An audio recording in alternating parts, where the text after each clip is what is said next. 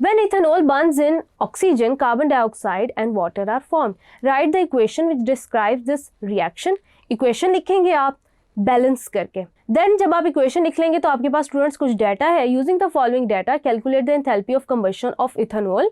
Delta HF heat of formation for ethanol is -277.0 kilo joules per mole. Delta H for carbon dioxide. Data आपने अलग लिख लेना है students. आपको पता है कि आप हीट ऑफ कंबशन कैलकुलेट कर सकते हैं from the values that are given for reactants and that of products. आपके सामने फॉर्मूला गिवन है. हम क्या करेंगे कि वैल्यूज पुट कर देंगे. सबसे पहले हम लिखेंगे values for the coefficients of delta heat of formation of products, जो कि आपके पास कार्बन डाइऑक्साइड और वाटर है. क्या करेंगे 2 into value for carbon dioxide लिखेंगे जो कि है -393.5 प्लस आप समिशन है इसलिए तो आप ऐड कर लेंगे.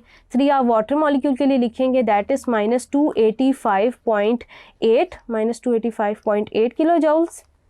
ब्रैकेट्स क्लोज करेंगे. Minus that of reactants. आपके पास इथाइल अल्कोहल के लिए इथेनॉल के लिए आपके पास है वैल्यू -277.0 किलो जॉल्स पर मोल. देन स्टूडेंट्स आपके पास यहाँ पे आप ऐड करेंगे तो इसमें कार्बन आपके पास ऑक्सीजन के लिए वैल्यू जो है वो 0 होती है तो 3 × 0 आपके पास 0 आ जाएगा. अब इसको सॉल्व करते हैं. 2 को मल्टीप्लाई करेंगे -393.5 से. 2 multiply by 393.5 which will be equal to -787. ये आपके पास -787 आ जाएगा.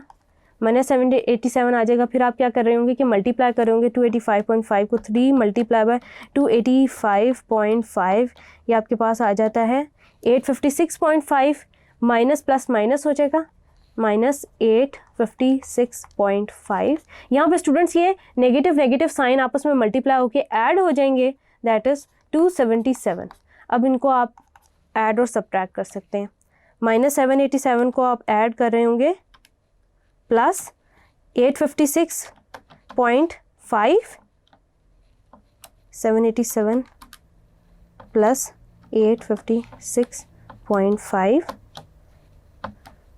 1643 माइनस 1643.5 प्लस 277. अब इसमें से आप इसको सब्ट्रैक्ट कर देंगे.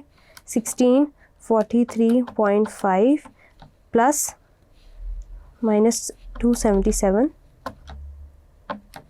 तो ये आपके पास आ जाता है 1367. तो ये आपके पास आ जाता है -1367 किलो जॉल्स पर मोल.